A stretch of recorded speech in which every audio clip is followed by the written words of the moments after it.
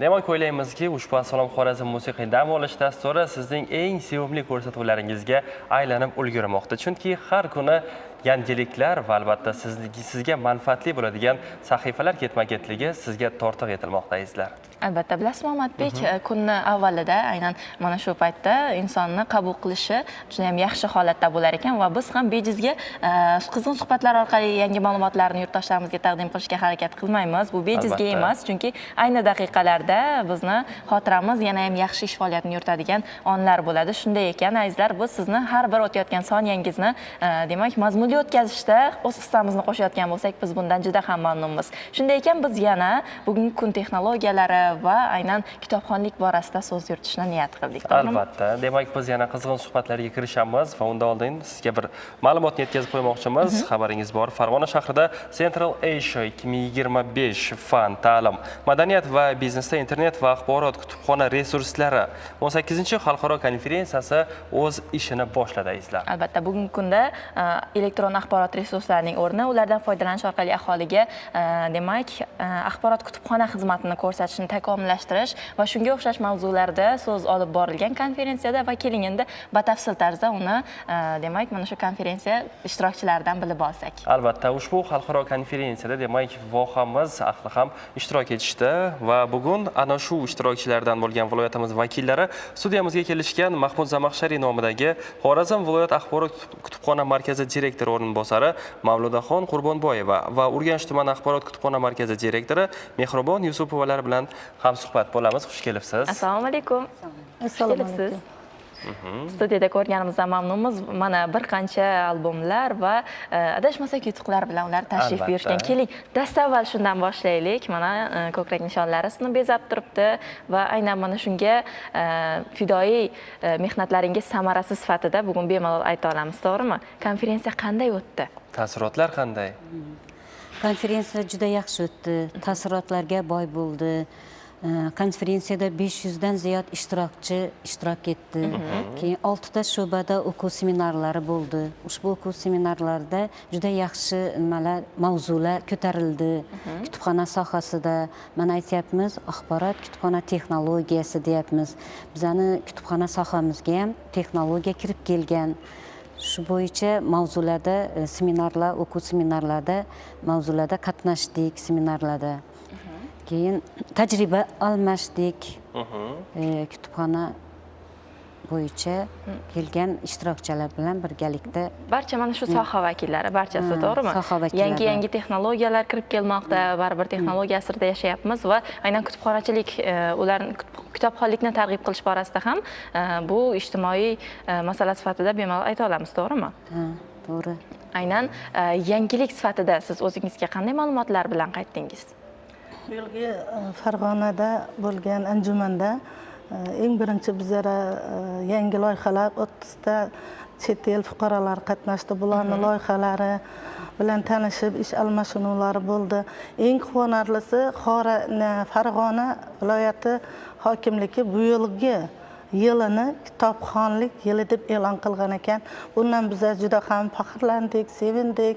Bundan tashqari axborot kutubxona prezidentimizni qarorina binoan axborot kutubxona a'lochisi unvonlari ham shu anjumanda berildi.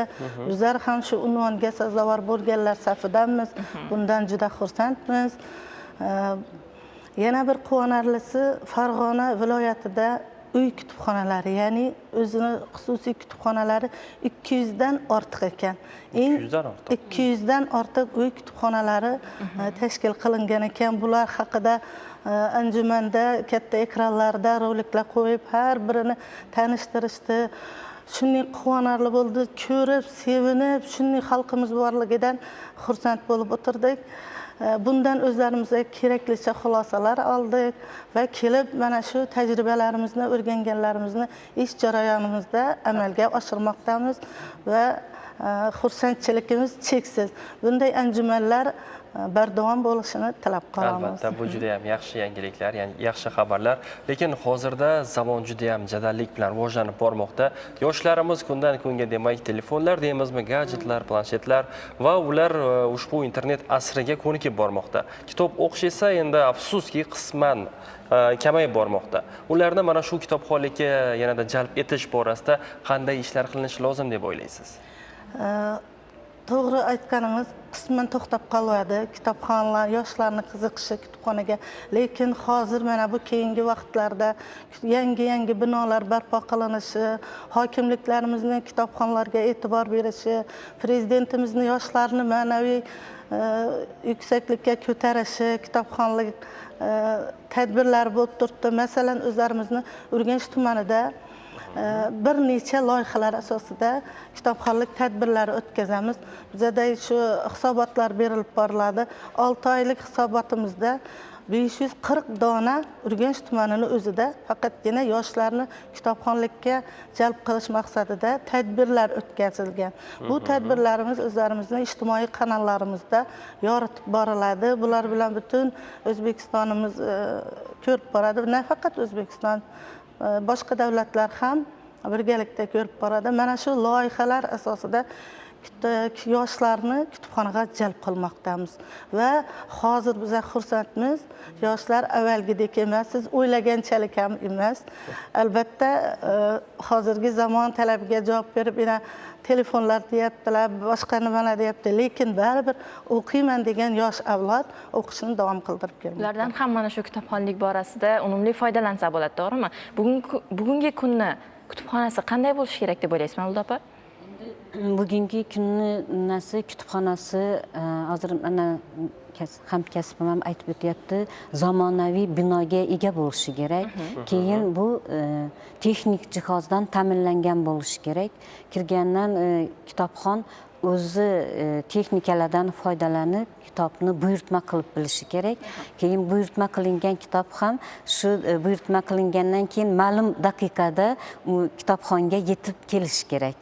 Demak, avvalgidek o'zi aslida kitoblarni birma-bir saralab qidirish ham o'zgacha gasht beradi o'quvchiga, lekin bugungi kunda vaqtni hisobga olgan holatda baribir vaqt jadallik bilan o'tmoqda va har bir soniyani qadriga yetgan holatda texnikalardan foydalanish bu kitobxonlikni rivojlantirish va targ'ib qilishda yana ham alohida o'rin egallaydi. Bu barchamizga ma'lum.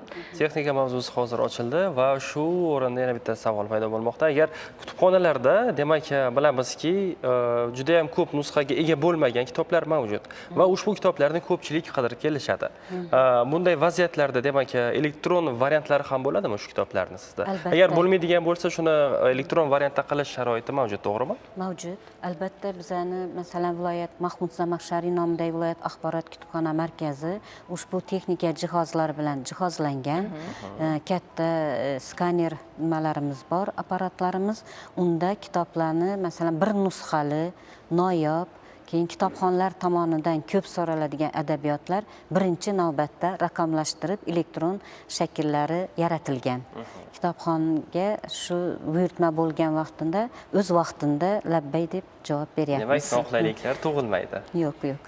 Barcha sharoitlar allaqachon yaratilgan. Urganch tumanimizda bizda 110 mingdan ziyod kitobimiz bor. 16 mingga yaqin kitobxonamiz bor. Mana shu kitobxonlarimiz milliy Alisher Navoiy kutubxonasi bilan hamda viloyat kutubxonasi orqali tarmoqlar aro bog'langan.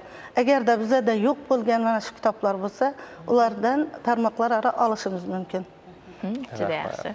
Mana kitobxonlik mavzusida so'z olib bordik va o'ylaymizki, har bir kitobxon bugungi kunda demak elektron variantda bo'ladimi yoki uni an'anaviy tarzda mana shu kitoblarni varaqlash orqali kitob o'qiydimi yoki uni tinglashni ham hozirgi kunda mana shunday imkoniyatlari bor, juda keng qamrovda imkoniyatlar yaratilgan va qanday usuldan foydalanishmasin, baribir kitob o'qish bu bizning ma'naviyatimizni oshirishda, so'z boyligimizda va mana shunday holatlarda fikrni teranligini oshirishda ham alohida o'rin egallaydi. Biz bejizga kitobxonlik mavzusida so'z olib bormadik. O'ylaymiz, yurtdoshlarimiz uchun bu yangiliklar manfaatli bo'ldi degan umiddamiz va sizni ham faoliyatingizga omadlar tilaymiz. Mana shunday sharafli kasbda kitobxonlarga kitoblarni bilim bulog'ini yetkazishda charchamang deymiz. Salomat bo'ling. Salomat bo'ling. Erta tongdan demak studiyamiz mehmoni bo'lganingizdan biz yana bir bora sizdan minnatdormiz. Rahmat.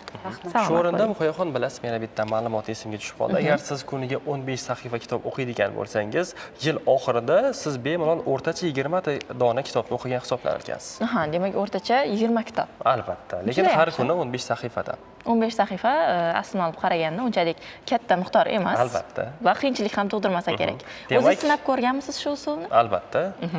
Kitob 10 ta bo'lib qolgan. 10 ta bo'lib qolgan. Demak, kattaroq kitobni olib o'qiganlar omadlik Albatta, menimcha. bo'lishi mumkin. Demak, hurmatli O'ynagijo'xon muxlislari, ushbu demak life hack desak ham bo'ladi. Kuniga demak 15 sahifadan kitob o'qishni boshlang va albatta siz ham o'z o'qilgan kitoblar javoningizni to'ldirishni boshlaysiz. Biz esa siz azizlar uchun yana go'zal tarona taqdimotiga shoshilmoqdamiz va albatta studiyamiz mehmon san'atkorni yana bir bora sahnamizga taklif qilamiz. Mirzobek Matnazarov tomonidan yana bir